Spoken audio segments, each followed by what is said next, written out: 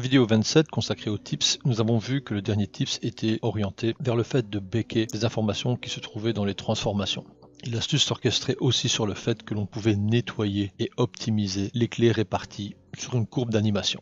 Ici par contre ça va être différent, nous allons voir qu'on peut backer simplement une contrainte. Et une contrainte ne donne pas d'informations aux transformations de l'objet subissant cette contrainte. C'est ce que nous allons voir maintenant.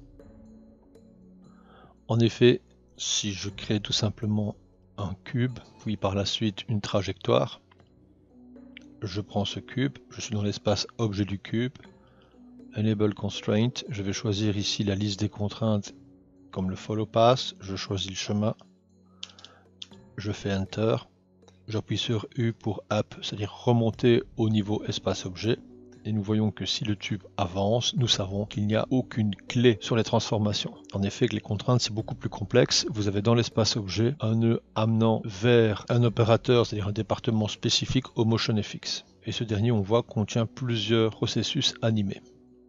Je réappuie sur U, c'est-à-dire App pour revenir, et donc il n'est pas évident de retrouver les contraintes en forme de clé. Et ce que nous avons vu dans la vidéo 27, qui était le fait de faire bouton de droite, Channel and Keyframe, et aller sur Bake Keyframe, n'a pas d'intérêt vu que par définition, comme je l'ai dit, il n'y a pas de clé dans les transformations.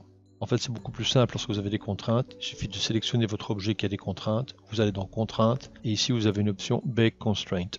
Maintenant, on voit qu'il a converti la contrainte en clé.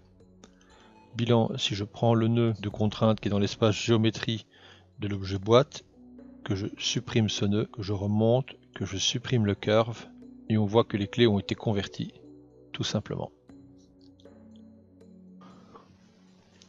Maintenant, si je mets en mode transformation et que je monte de voir la trajectoire, on se rend compte qu'il y a beaucoup trop de clés. Alors, pour pouvoir optimiser correctement les clés, je vais utiliser la même technique que ce que nous avons vu dans la vidéo 27, sauf que ici je ne vais pas le faire par channel, je vais le faire sur toutes les clés qui seront affichées dans l'animation editor. Et donc pour activer l'animation editor, je fais Shift sur un des noms de transformation, on voit ici le transformation editor, je prends toutes les clés, CTRL A, bouton droite, Bake Keyframe of Selected Segment. Overwrite Range, je vais faire de 1 à 240, qui va correspondre donc à la durée de la timeline actuelle.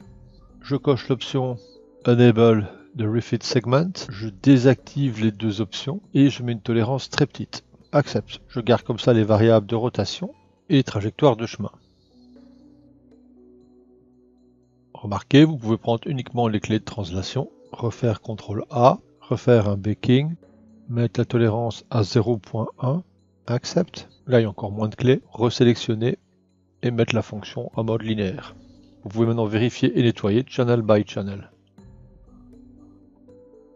On revient sur rotation, CTRL A, Bake. Le baking garde toujours vos préférences, Accept. On va maintenant éditer channel par channel et regarder s'il n'y a pas 2-3 clés à nettoyer. Aussi bien sur le channel X que sur le channel Y. Il suffit de les sélectionner et de faire supprime au clavier. Et voici maintenant les déplacements de contraintes qui ont été bakés.